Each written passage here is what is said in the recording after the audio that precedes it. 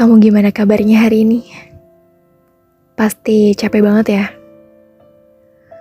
Berangkat kerja pagi buta, pulangnya gelap gulita. Berangkatnya macet-macetan di jalan, desek-desekan sama penumpang KRL lain, atau busway. Pulangnya juga sama. Ya, mau gak mau, sebagai pejuang rupiah yang memang harus menghidupi diri sendiri, bahkan harus menafkahi orang lain, itu adalah sebuah kewajiban yang sudah harusnya kita lakukan.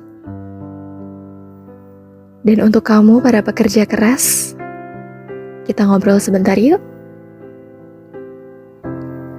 Hai, Assalamualaikum. Selamat datang di Love Lintan Podcast bersama aku Intan, yang akan menemani kamu untuk berbagi rasa, cinta, dan cerita melalui suara. Ngomong-ngomong soal kerjaan hari ini, gimana? Apa semuanya lancar? Atau ada beberapa kendala? Masalahnya besar atau kecil? Kalau misalkan dimarahin Pak Bos, iya nggak? Atau klien kamu, customer kamu, pembeli kamu sempat ada yang rewel, bahkan sampai marah-marah nggak jelas hari ini? Atau kerjaan hari ini super duper melelahkan, deadline-nya luar biasa banyak?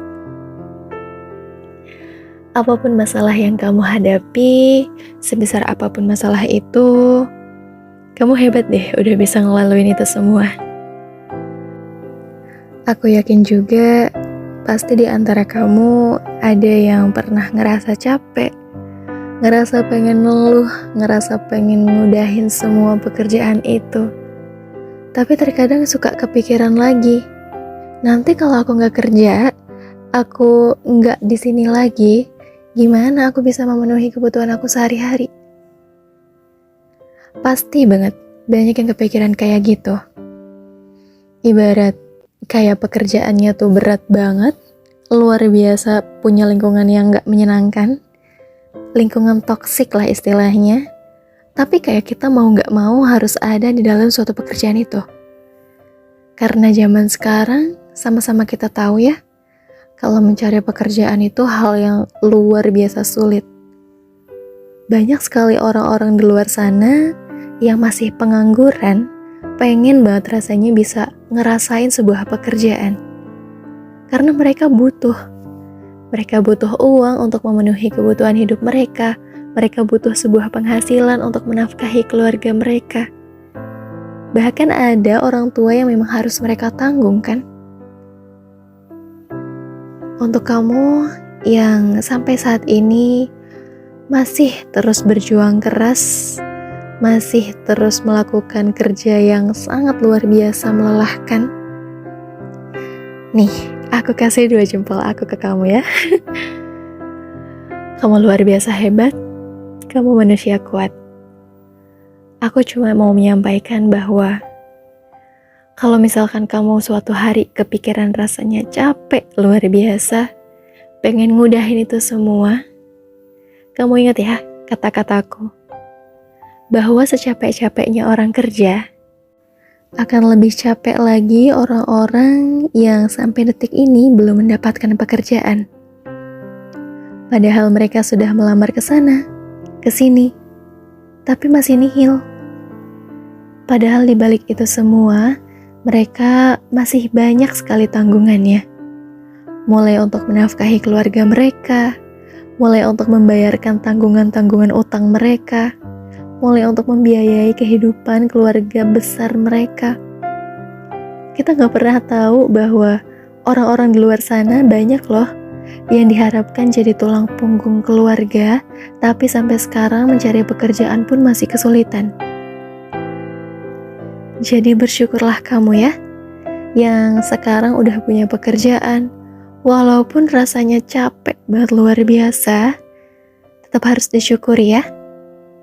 Karena paling enggak, capeknya kamu, pusingnya kamu, keluh kesahnya kamu setiap mengerjakan hal itu masih dibayarkan dengan rupiah.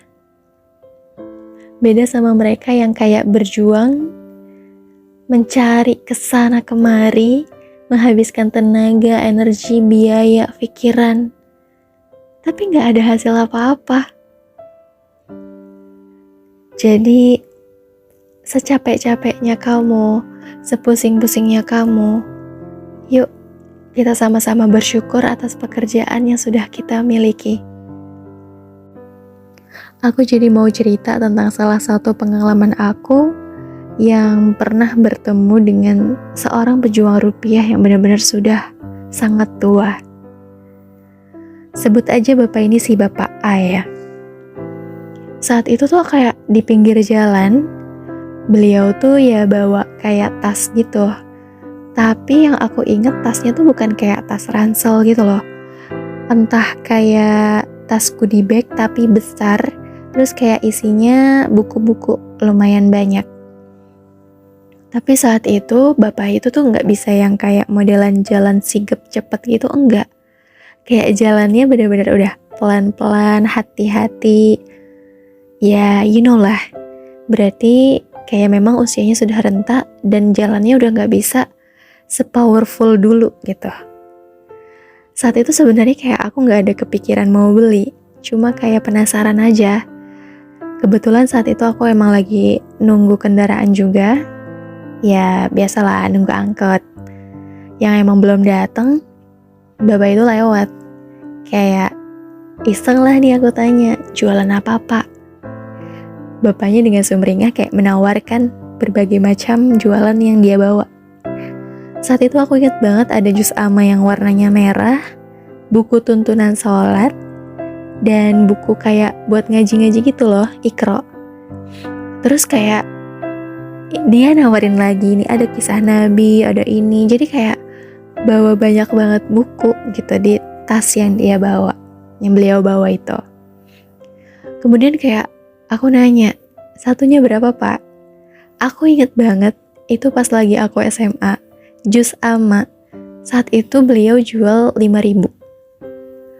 Ukurannya ya yang sedang gitu. Kalau misalkan kita beli di toko-toko biasanya sekitar 10 lah. Atau aku yang gak tahu harga ya.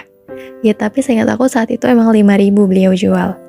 Tapi saat aku bertanya-tanya soal buku itu, bapak itu tuh kayak kelihatan bahagia gitu loh.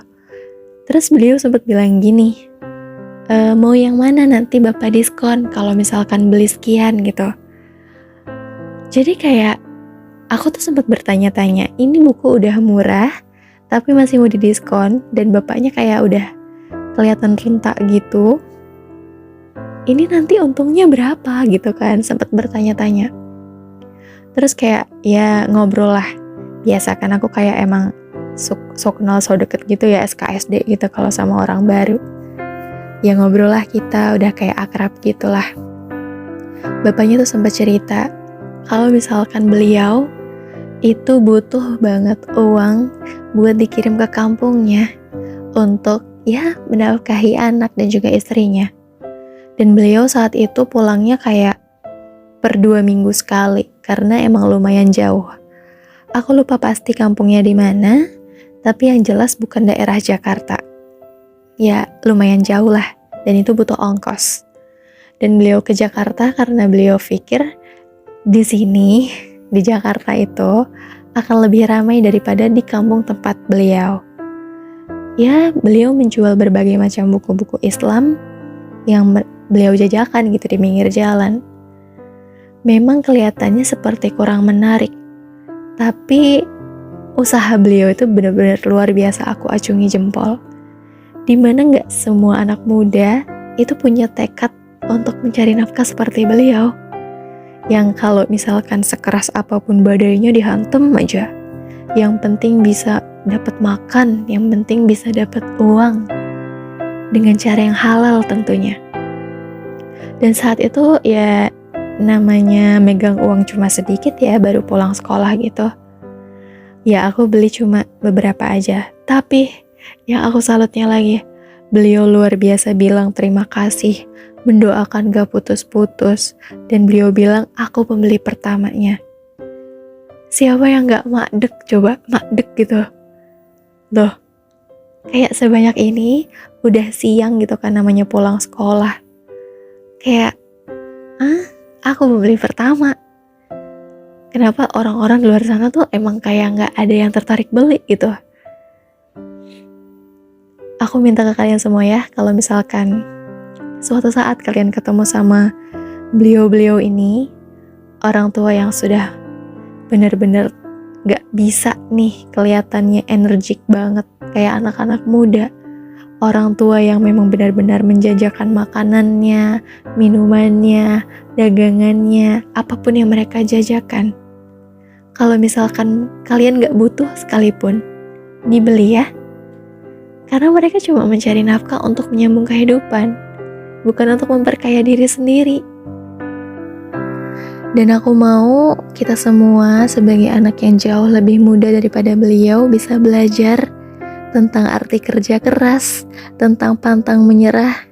Gak boleh tuh ada putus asa sedikit pun, walaupun memang kelihatannya sangat sulit, sangat berat untuk dijalani. Dan untuk kalian semua yang sampai saat ini belum mendapatkan pekerjaan, aku cuma mau menyampaikan bahwa rezeki setiap orang itu berbeda-beda. Tidak selalu mesti kita bekerja dengan orang lain, di bawah naungan orang lain, baru kita mendapatkan penghasilan. Enggak. Rezeki itu datangnya dari arah yang gak terduga, tapi memang kita perlu ikhtiar, perlu usaha. Salah satunya adalah, coba deh, kamu cari hobi kamu perdalam lagi kemampuan kamu, dipikir nih kira-kira apa ya yang memang aku tuh enjoy ngerjain, aku hobi ngerjain, dan itu bisa menghasilkan uang. Jadi kayak kita belajar untuk punya pikiran seperti bos. Ya, bos. Yaitu untuk menciptakan sebuah lapangan pekerjaan, atau menciptakan peluang lain dengan memanfaatkan hobi kita untuk menghasilkan uang. Jadi, apapun kondisinya, siapapun kamu orangnya, aku salut banget sama kalian yang gak pernah menyerah sedikit pun. Sehat-sehat selalu ya untuk kalian para pejuang rupiah di luar sana. Semoga rezekinya selalu lancar, terus selalu banyak kebahagiaan yang datang, dipertemukan dengan lingkungan yang baik, pekerjaan yang menyenangkan. Happy in every single time. Amin. Oke, mungkin sekian dulu ya obrolan kita kali ini. Aku mau ucapin terima kasih banyak untuk kalian semua yang sudah mendengarkan podcast ini sampai selesai. Semoga ada pesannya, ada hikmahnya yang bisa kita petik bareng-bareng ya. Jangan lupa pula untuk mampir di video podcast yang lain, karena pasti kita akan sama-sama membahas tentang sebuah tema yang menarik untuk didengarkan. So, see you on the next podcast. Wassalamualaikum warahmatullahi wabarakatuh.